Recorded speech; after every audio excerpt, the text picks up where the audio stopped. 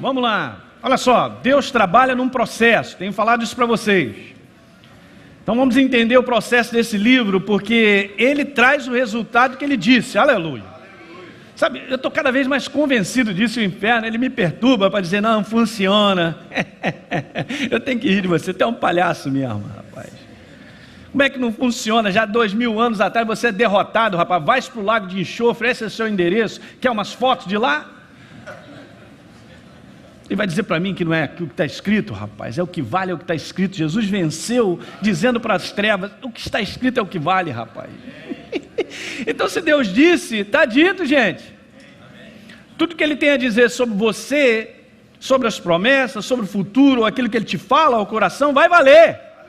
Até o dia de hoje eu tenho vivido em coisas assim que eu fui fazer vamos dizer assim, um sumário de uns 20 anos para cá, de coisas que estavam no meu coração, e ao longo desse tempo, tudo aquilo que Deus vinha me falando, uma boa parte, tudo se cumpriu.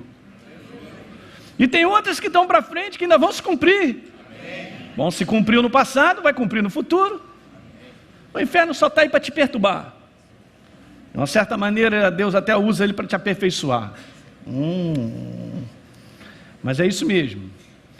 Fala para o teu irmão assim, fica firme. Muito legal. Marcos capítulo 4, verso 26 é o nosso texto que nós estamos aí falando sobre esse processo do reino de Deus. E está escrito lá em Marcos 4, 26, disse ainda Jesus, o reino de Deus é assim como se um homem lançasse semente à terra. É assim como se um homem lançasse semente à terra. Depois dormisse, levantasse de noite e de dia, e a semente germinasse, crescesse, não sabendo ele como. A terra por si mesmo frutifica, primeiro a erva, depois a espiga e por fim o grão cheio na espiga. Diga aleluia. E quando o fruto já está maduro, logo se lhe mete a foice, porque é chegada a ceifa. Então eu venho explicando isso aqui para vocês. Que o reino de Deus funciona com um processo. 3 frases eu tinha dito, vamos voltar a lembrar. O reino de Deus é como uma semente lançada à terra.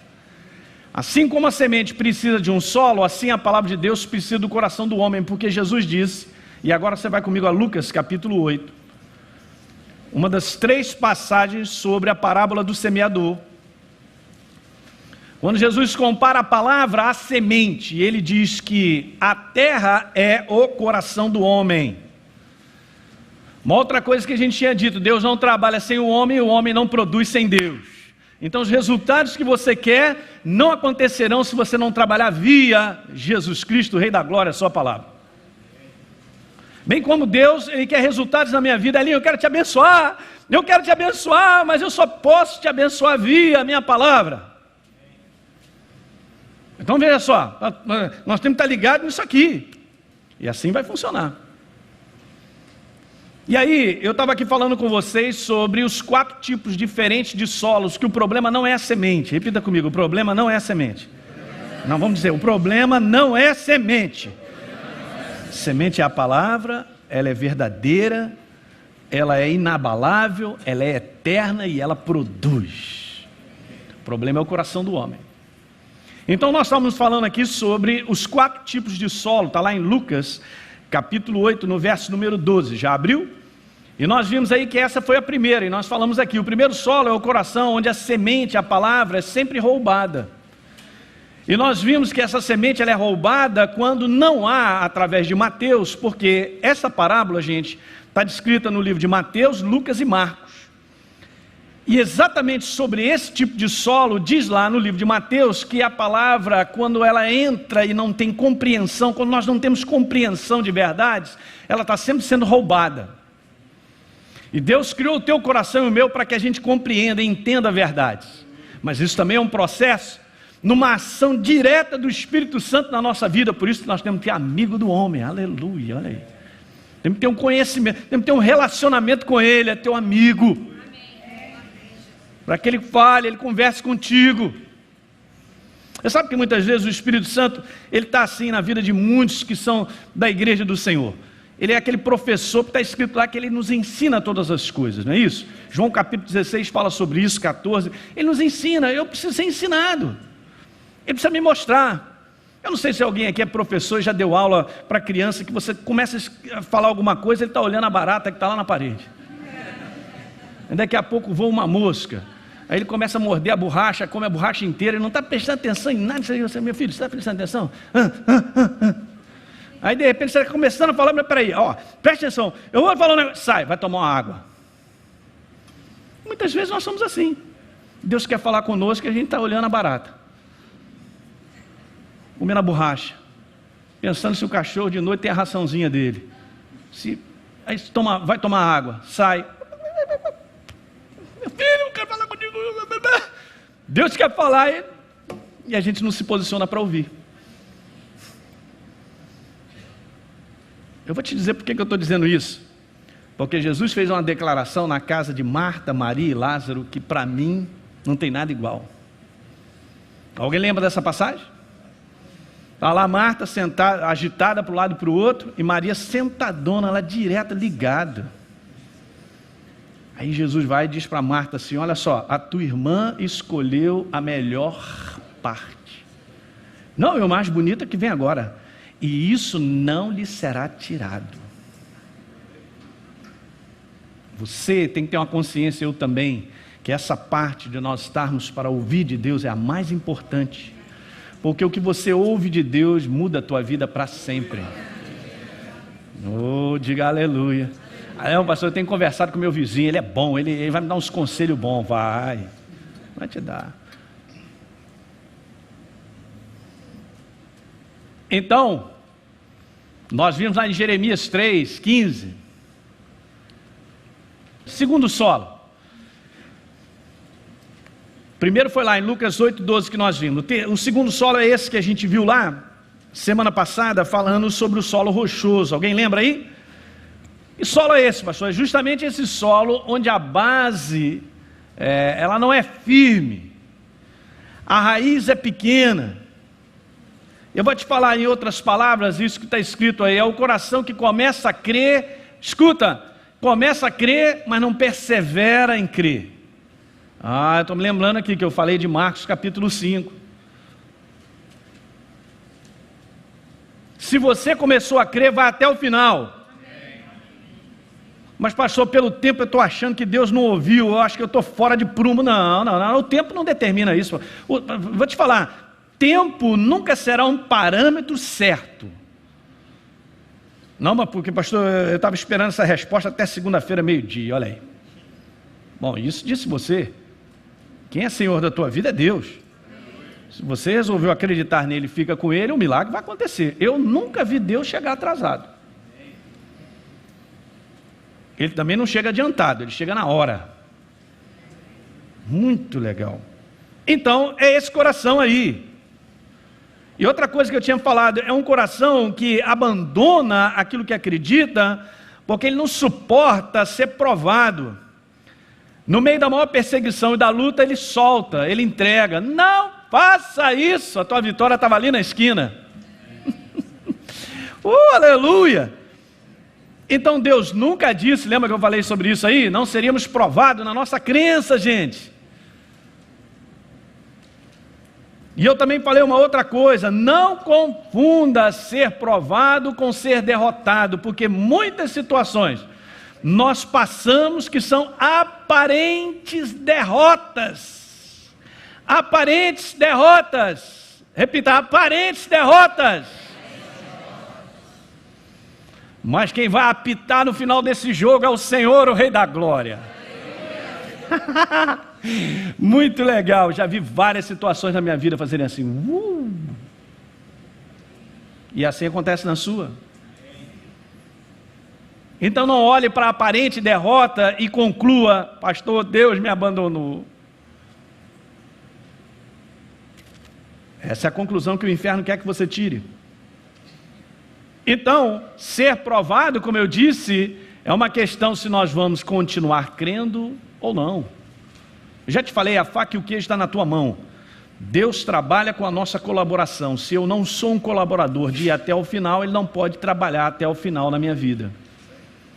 Anote aí, Filipenses 1, verso 6 diz, aquele que começou boa obra na minha vida, há de completá-la até o dia de Cristo. Muito interessante, porque ele começou uma obra na minha vida porque eu permiti, porque eu abri meu coração, porque eu disse, eu quero. Então, na verdade, eu colaborei. O ser humano tem que colaborar com a salvação que já está aí. Pastor, Deus já entregou salvação para esse mundo inteiro? Já. Ele já comprou a humanidade inteira? Já. Mas a humanidade inteira só verá o resultado dessa compra se eles colaborarem, abrir o coração e receber, escolherem. É aquilo que Deus não tira de mim e de você, que deu autoridade a cada um de nós de escolher, de decidir. Então Deus vai trabalhando na minha medida, na minha cooperação com Ele. Eu vou permitindo, então Ele começou a boa obra, então agora até o final dos meus dias eu vou colaborar na obra que Ele faz na minha vida. Diga aleluia. Você sabia que Deus te deu uma medida de fé? Mas muitas vezes eu acho que eu não tenho nem fé, eu sou um homem de pouca fé e tal. Então, mas a Bíblia diz que Ele nos deu uma medida de fé, mas cabe a mim e a você aumentar essa medida. Ele não vai aumentar. Ah, pastor, eu tenho orado para que Deus me dê fé. Não ore assim, porque você está errado, você está fora da palavra. Somos nós que trabalhamos para que a nossa crença aumente. E Deus colabora, eu também, e assim as coisas acontecem. Diga glória. Está dando para pegar isso aí, gente? Então, muitas pessoas se entregam a Deus, sabia disso? Muitas pessoas se entregam a Deus de fato, coração genuíno, naquele momento se entregaram, se batizaram. Mas olha o que acontece, não permanecem seguindo o caminho de Deus, porque um pouco mais na frente começa a vir provas, perseguições. Eu já vi essa história na igreja. Pessoas já, sempre volta e meia conta essa história, pastor, eu estou com dificuldade de me batizar. Mas por quê, rapaz? Não, mas olha, pastor, sabe o que aconteceu? Olha, na verdade é o seguinte, teve uma pessoa que veio falar comigo que depois que se batizou, a vida dela começou a ser um inferno, o inferno começou a atacar, eu estou com medo, pastor.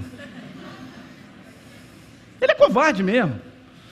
Você não pode deixar de fazer aquilo que Deus te falou para fazer.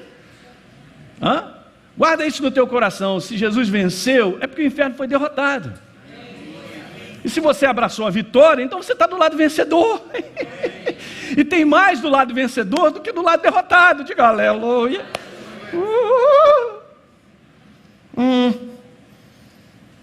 Pastor, seria tão bom receber a Jesus e tudo acontecer na minha vida sem problema. Pois é, esse livro aí é um conto de fadas.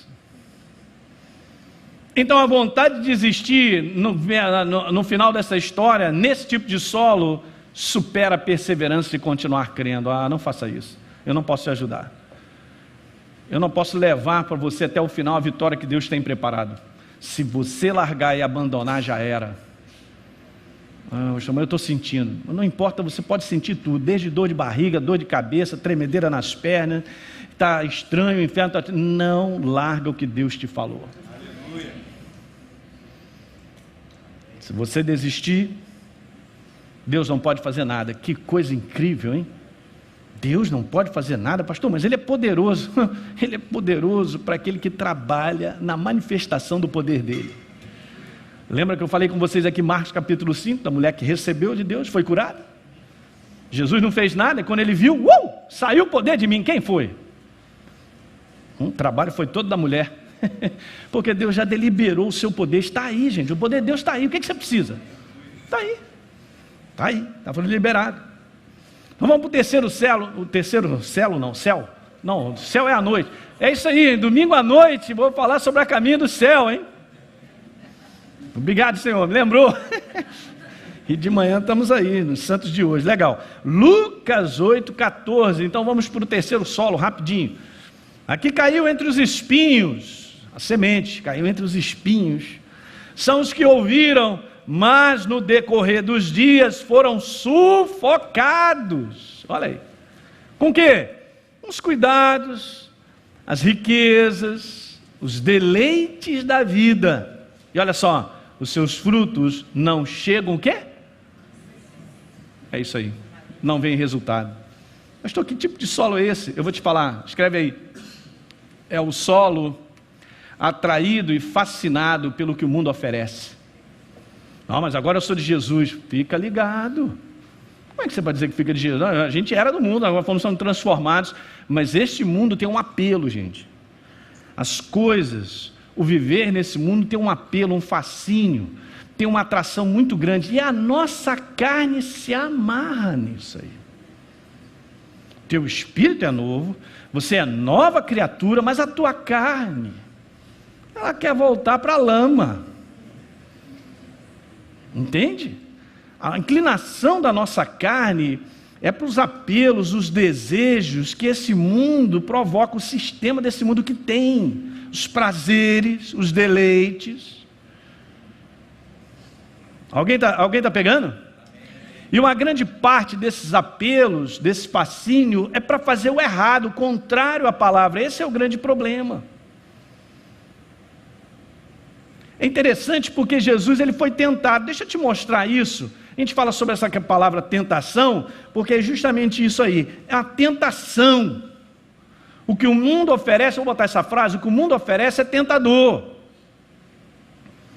E cada um de nós, mais cedo ou mais tarde, ou de maneira constante, porque vive nesse mundo, está de frente a essa prova da tentação. De você estar ali, a tua carne puxando aquele apelo, aquele desejo, muitas vezes maligno, mas é algo que te atrai, te fascina. Enquanto isso aí está acontecendo, não tem nada de errado, o problema é eu cair em tentação.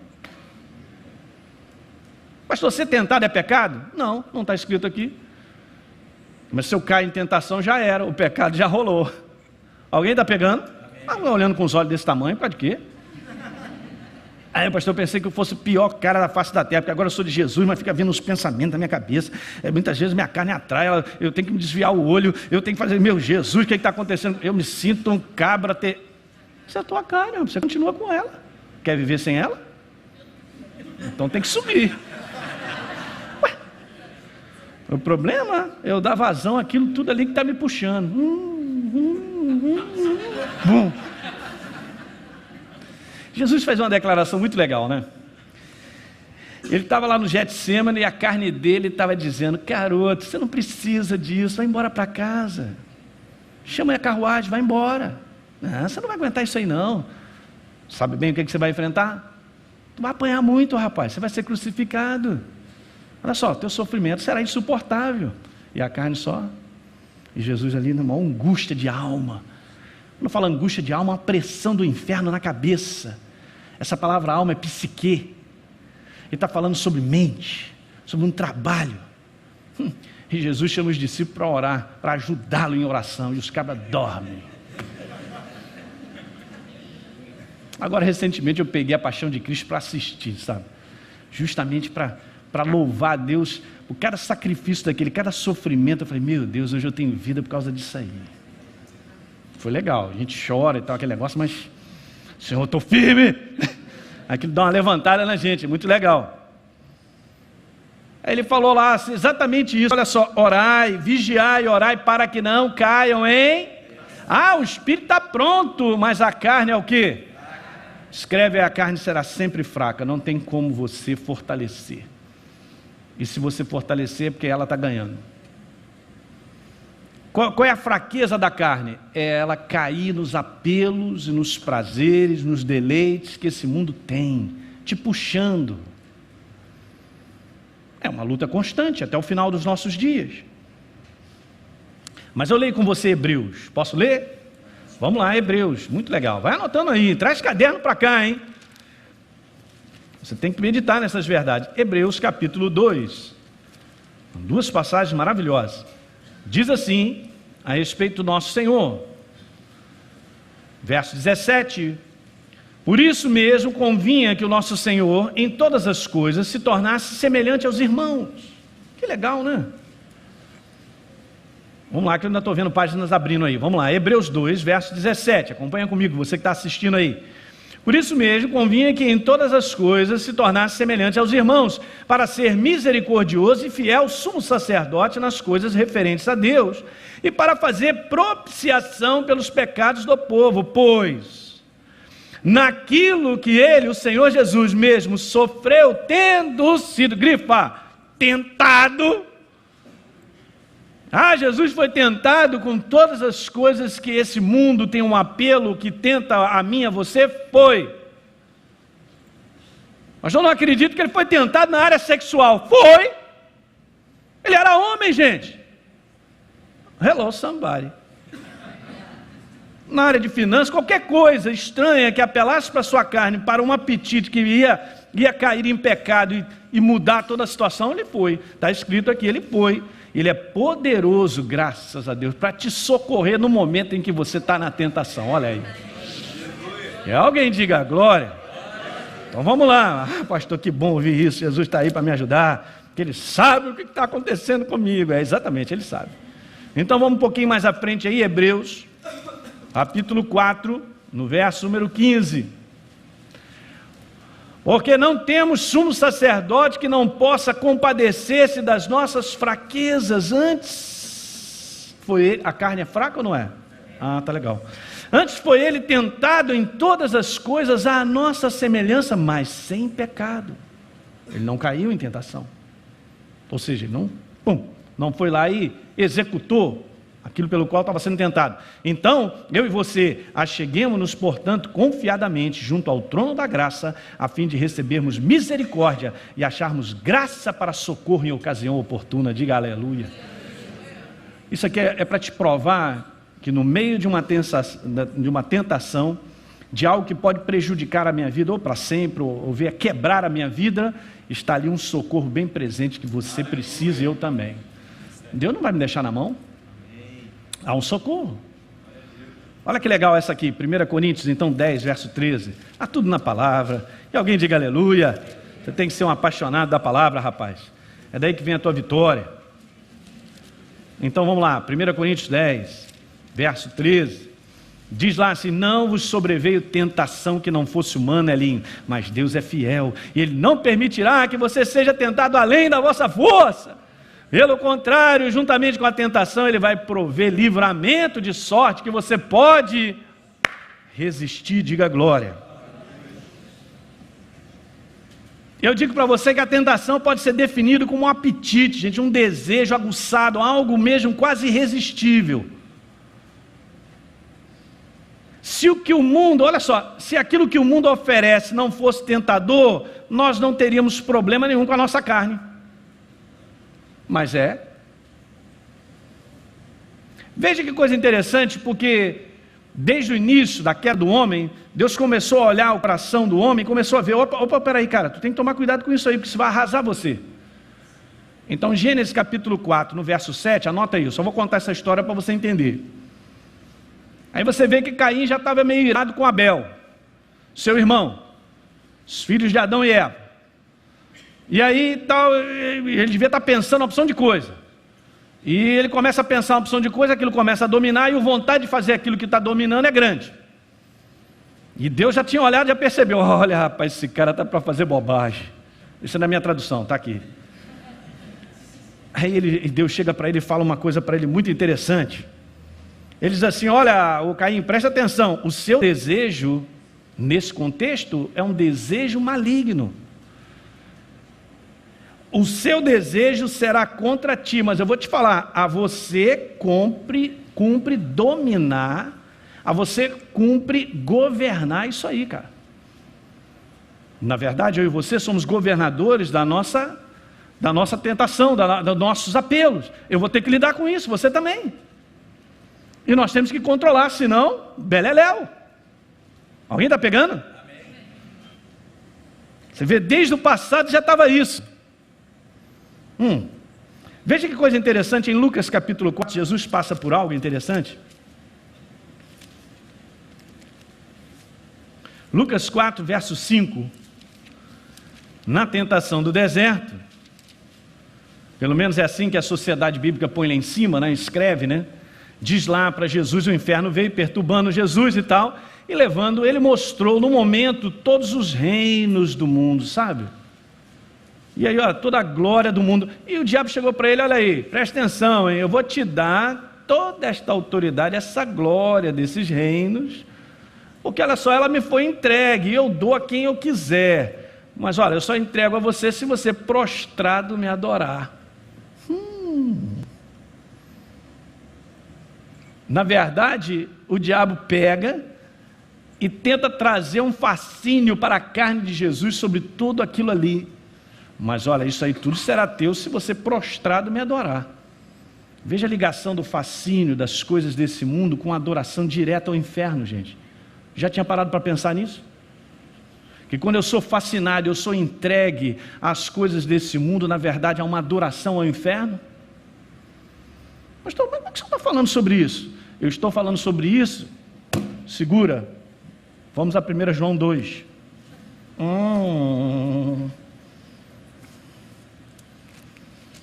Olha a ligação, eu vou te dar isso. Isso é para você, você vai ficar com tudo isso aí. Você pode, esse teu desejo aí de abraçar tudo isso é teu, mas se prostrado você me adorar, é mesmo? Olha que legal. E João então dá uma declaração assim, 1 João, capítulo 2, verso 15. Olha aí, estamos lendo a Bíblia, graças a Deus, hein? Não ameis o mundo, é mesmo? Nem as coisas que há no mundo. Se alguém amar o mundo, o amor do Pai está onde? Não está nele. Porque tudo que há no mundo, a concupiscência da carne, concupiscência é uma palavra que mostra um desejo maligno e justamente aplicado a uma área de sensualidade. A concupiscência dos olhos, a soberba da vida não procede do Pai, mas procede do... não procede do Pai. Se não procede do Pai, procede de quem? De quem? De quem é o outro? É por isso que ele disse, olha, isso tudo me foi dado, sou eu que comando. Então é o seguinte, eu passo isso para você, tua carne quer, está pedindo, olha aí, você vai ser poderoso. É impressionante, mas dá uma ajoelhada e adora a mim. No mundo de hoje, muitas pessoas se entregam a isso para terem poder e outras coisas, porque isso é um fascínio do ser humano, ser poderoso, ser um cara de muito poder, mas vai ter que pagar um preço. Alguém sabia disso ou não? Olha só, a verdadeira, escreve isso aí, gente, a verdadeira idolatria é amar a glória desse mundo. Gente, vou te falar uma coisa que é preciosa. O que tem no mundo, muitas coisas que Deus quer acrescentar à tua vida são lícitas, mas a única diferença é que isso não pode ser o teu coração.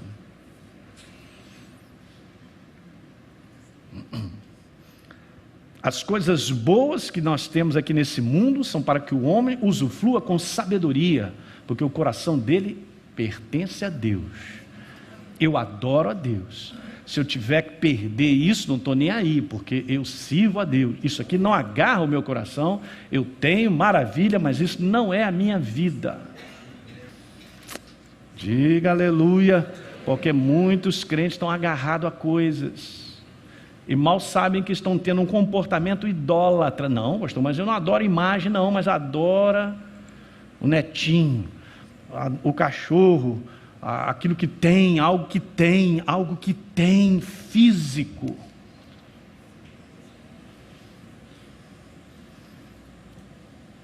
Deu para pegar?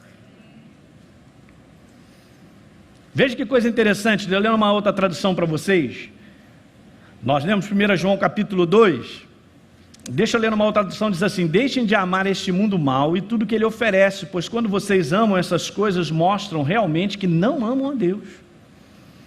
Porque todas essas coisas mundanas, ou seja, esses maus desejos, os desejos que vão me comprometer com a verdade, aí ele descreve, nessa tradução bem legal, a loucura pelo sexo ilícito, a ambição de comprar tudo que atrai e o orgulho que resulta da riqueza e do prestígio não provém de Deus.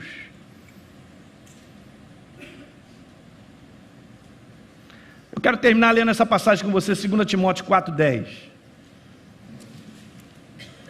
Muitas passagens, hein?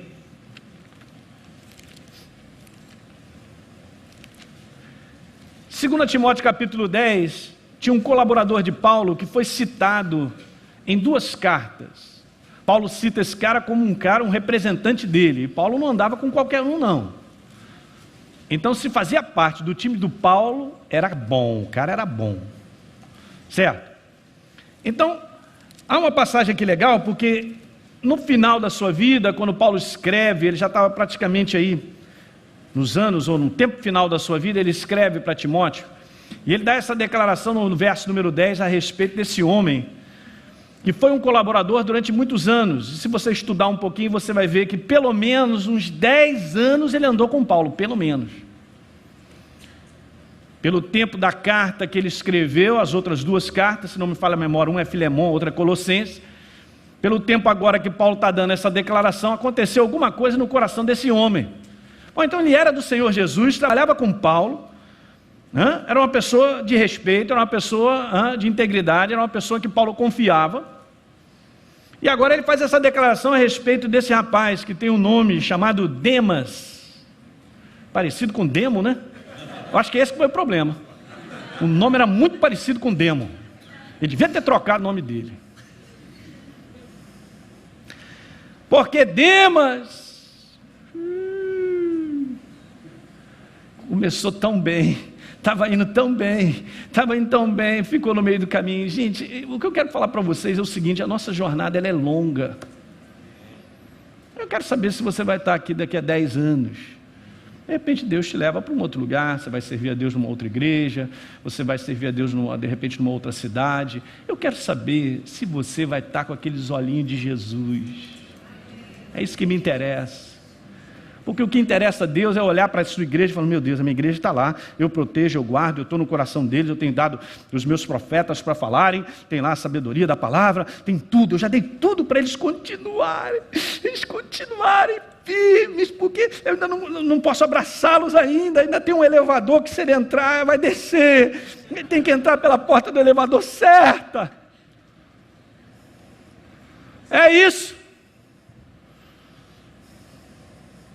Aí, esse cabra diz assim: e Demas, tendo amado o presente século, ele foi atraído pelo fascínio da glória desse mundo, das coisas desse mundo, não aguentou a peteca, não segurou.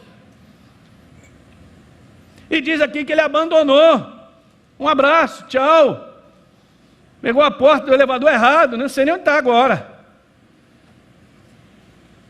Mas que Paulo diz que ele abandonou, tendo amado, olha a declaração, tendo amado o quê? O presente século. O fascínio das coisas lá de fora, que vai tirando o primeiro lugar do coração de Deus. As outras coisas vão ganhando mais espaço. Pastor, o que tem? Eu sou da igreja, mas eu vou lá, eu pego umas baladas aí e tal. Vejo que estás profundamente desequilibrado. Mas a igreja do Senhor é moderna, a igreja... E o Kiko? Vai lá, vai falando. Deixa eu ver se sai alguma sabedoria. Mas eu experimento daqui, experimento de lá. Sabe, eu gosto de todas as coisas. Tu está envenenado e não sabe. Como é que você gosta de todas as coisas? A tua carne segura e você abraça do outro lado, abraça também aqui, não correr para a igreja, mas agora... Opa, que direção você está? Tem que saber isso bem, bicho. A palavra, gente, ela é bem clara daquilo que eu posso e não posso fazer. Daquilo que me mantém com vida e daquilo que tira a vida. Puxa, está vendo um amém? Não tem nenhum amém. Nossa, Senhor. Não tem. Como é que pode Demas, hein, pessoal? Como é que pode Demas, hein? Foi jogar no time do Demo. É isso aí. É Demas na ponta direita, Demo na ponta esquerda. Meu Deus do céu. Quarto solo, vamos lá. O quarto e último solo está em Lucas 8, que é o que nós vamos dizer: esse aqui, pastor, esse aqui que interessa. Vai falando sobre ele, porque esse me interessa. Perfeitamente. O quarto solo é o verso número 15, que diz lá que aquela que caiu em boa terra, grifa aí, boa terra. Interessante que está descrito isso. São os que, tendo ouvido de bom e reto coração, o que está escrito agora? Grifa. Retém a palavra, estes frutificam com o quê? Muito legal. Agora para você ouvir algo que eu quero te falar aqui. O quarto solo é o coração que tem condição, ou que está em condição de frutificar. Quem prepara esse solo somos nós mesmos. Agora eu vou te falar um negócio muito legal. É justamente isso que Deus é tremendo. Você pega lá em Marcos capítulo 4, você pega lá em Mateus capítulo 13, em Lucas 8. Vamos ver o que tem a respeito desse quarto solo. Abra rapidinho, porque tem 3 palavras que são fundamentais. Elas na verdade são atitudes que se interagem para promover esse coração a ser um coração frutífero. Muito legal, nós lemos aqui que em Lucas 8:15 é um coração que retém. Mas olha, lá em Marcos 4, abra rápido, verso 20 está escrito é um coração que recebe. Ah, pastor, já tem uma outra palavra, Então tem recebe, tem retém, agora vai, vira rápido, Mateus 13:19. Diz lá que é um coração que compreende. Então não é só um coração que retém, não é só um coração que recebe, é um coração também que compreende. Então agora olhem para cá, todo mundo. O coração que frutifica é um coração que recebe, que compreende verdades e que segura essa verdade. Esse frutifica. Então é um coração que recebe, que compreende a verdade e que retém a verdade. Olha o processo que eu tenho que fazer, eu e você. Eu tenho que receber, eu preciso compreender verdades e eu preciso reter essas verdades. Meu Deus, que coisa maravilhosa. Está escrito aqui, é mesmo, pastor? Está escrito. Olha o processo que eu e você, nós precisamos executar para frutificarmos. E você entende que na frutificação há um tempo nisso. Muito legal, há um tempo nisso. Então anote rápido, para a gente terminar hoje, nessa noite, só isso, eu não vou continuar falando sobre isso aí.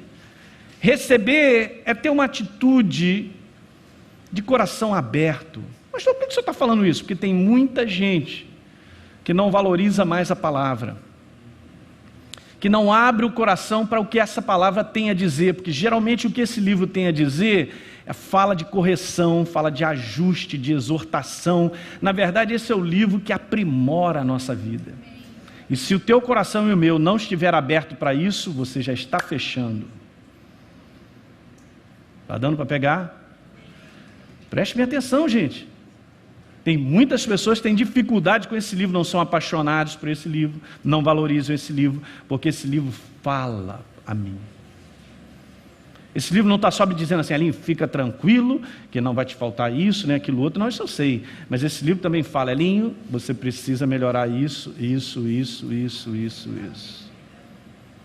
Você não pode separar. Não tem como você botar lá arroz com feijão e depois ficar catando as bolinhas do feijão, tentando tirar e tal. Você tem que comer tudo. Se esse livro eu não sou aberto para a totalidade daquilo que ele mostra para mim, então eu estou desqualificado. Eu vou te falar, meu coração não frutifica, não verei resultados. Pastor, lê a parte que interessa. Não tudo interessa. Não fica nada de fora. Alguém está pegando aí? Porque olha, eu vou te falar o grande perigo. O grande perigo é só querer aquilo que me interessa, e eu acabo me tornando uma pessoa que é aquilo que o mundo produz, né? O homem pelo menos produz um religioso. O cara vai para a igreja, ouve palavra, mas esse livro não tem a menor atuação, não puxa, não tem paixão por ele, não tem reverência por ele, não tem temor por ele. A pessoa não mantém um relacionamento, é um religioso, vai para a igreja, ouve palavra, abre a Bíblia, depois não entende por que tem uma dificuldade danada de, não gosta nem de ler a Bíblia, lê pouco, porque tem um coração fechado. Bom, se nós vamos andar com Deus, e quando Deus chega para mim e fala assim, você está errado, se eu não estou disposto a ouvir o que eu estou errado, tira o time de campo, que não dá para andar com Deus. Porque Deus também é aquele, deixa eu te falar aqui, olha que legal, thank you, my Lord. O Espírito Santo mandou a passagem certa, olha aí, aleluia. Vamos a Timóteo, queridos, olha aí.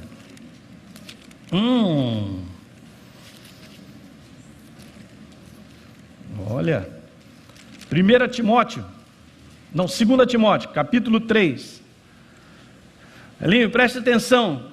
Esse livro é inspirado por Deus, verso 16, 2 Timóteo 3. E ele é útil para te ensinar, para repreensão, para correção, para educação na justiça. Está falando de um posicionamento do homem de estar ali numa cadeira chamada eu sou um ser ensinável. Só é ensinável quem se posiciona de coração para ser ensinado. Esse é um grande problema em muitos líderes, porque eles acham que são líderes, têm um título, eles não são ensináveis. Estão sentados numa cadeira chamada orgulho e soberba. Realmente, com orgulho e na soberba, esse livro não pode trabalhar. Está captando? Antena ligada? Aí Paulo vem falando umas outras coisas. Olha só, eu vou te falar, Timóteo. Você é garoto, mas manda ver. Verso número 2. No capítulo 4. Prega essa palavra, rapaz. Quer seja oportuna, quer não. Corrige. Deixa eu te falar. Corrige quem? As paredes? Não, as pessoas. Olha só, repreende se for necessário, exorta, com toda longanimidade e doutrina, ou seja, com toda paciência na palavra. Pois haverá um tempo em que as pessoas não suportarão a sã doutrina, sabe por quê? Porque não lhe interessa. Não, isso é bom. Eu não preciso ser mexido, eu não preciso ser cuidado, o que é isso? Eu estou sempre certo. Não suportarão. Não suportarão a sã doutrina, pelo contrário, vão se cercar de mestres, segundo as suas próprias, o quê? Cobiças, como que sentindo aonde? Coceira no ouvido, eu quero ouvir outra coisa. E se recusarão, grifa na tua Bíblia, esse é o perigo, se recusarão a dar ouvidos à verdade, entregando-se o quê? Pode escrever do lado aí, engano, aos enganos. É o maior engano achar que nós vamos andar com Deus e não ser transformado. É o maior engano. É o maior engano achar que o outro sempre está errado e eu estou sempre certo. É o maior engano. Pode escrever. Meu Deus.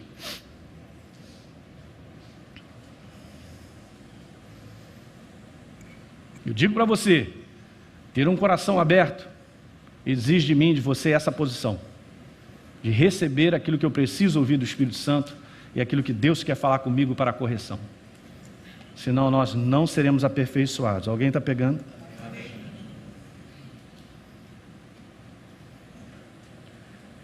Tem tantas coisas para serem ditas. Deixa eu ver que hora. Tem mais 5 minutos. Aleluia. Apocalipse capítulo 2, gente. É uma carta profética enviada à igreja. Muito legal. Onde a igreja de Éfeso precisava ouvir isso aí, no verso 2, olha, eu conheço as tuas obras, o teu labor, como a tua perseverança, você não suporta homens maus, que puseste à prova os que a si mesmos se declararam apóstolos e não são, e os achaste mentirosos. Vocês são perseverantes, rapaz, vocês suportam as provas, hein? Olha aí, vocês são demais, hein? Tenho, porém, contra ti uma coisa, que você abandonou o teu primeiro amor. Lembra-te, pois, onde caíste. Olha o que está escrito: arrependa-te, volta à prática das primeiras obras. Pastor, o que isso tem a ver? Eu vou te falar. Um coração que recebe é um coração que valoriza a Deus acima de qualquer coisa, e a atitude de receber está ligada a um coração que mantém um relacionamento com Deus de maneira própria.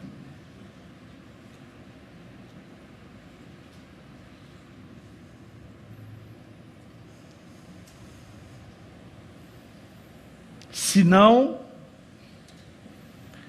eles tinham abandonado aquilo que era mais importante, um relacionamento com Deus. E eu digo para vocês, é isso que acontece. Quando nós abandonamos um relacionamento, a gente se torna religioso. Não há vida, não há alegria, não há prazer.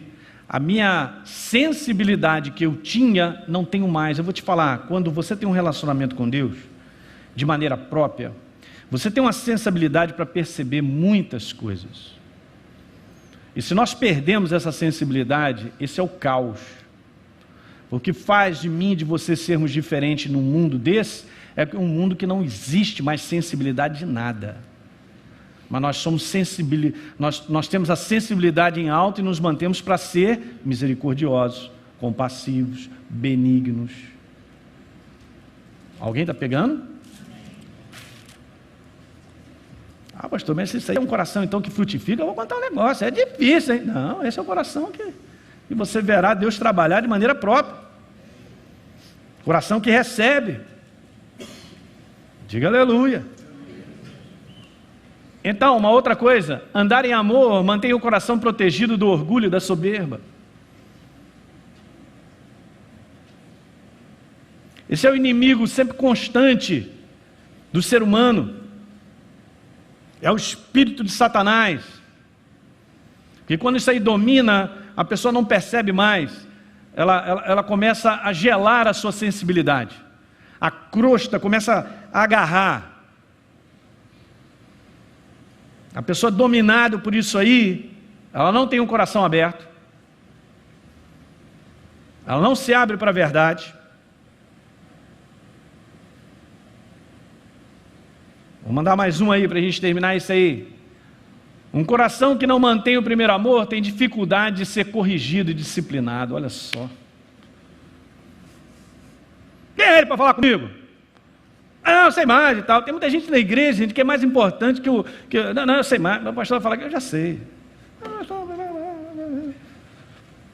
Meu Deus do céu. Trabalha em equipe, nunca consegue trabalhar, porque acha que ele é que tem o pensamento, ele é que é o certo. Os outros vão falar alguma coisa ridícula. Rapaz, isso aí não vale nada, não é isso aí não. Meu Deus do céu. Vamos ter que orar para o cara subir, não tem? Porque ele vai se tornar um intragável, uma pessoa que... Meu Deus do céu, só ele sabe, só ele responde, só ele tem tudo. Então, vamos botar ele numa ilha. Sabe tudo? Vai viver. Conversando, ainda é capaz de mandar nos patos. Olha,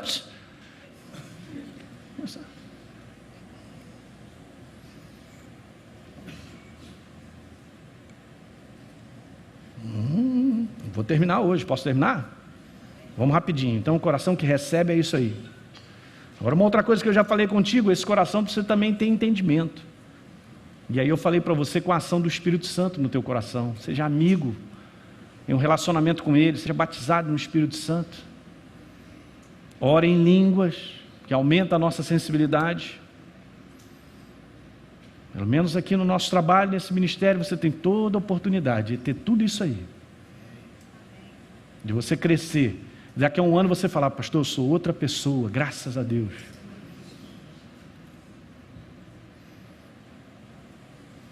Terceira é reter. É um coração determinado a perseverar, não desiste. Se ele mandou reter, é porque eu preciso segurar. Aí o inferno vem querer tirar, tira a tua mão. Enquanto eu estiver perseverando, está tudo certo. Determinado a perseverar. Eu não desisto da verdade, eu não desisto do que Deus disse. Eu vou com ele até o final, não importa quantos anos eu tenho que esperar. Está vendo? Não tem um amém, está vendo?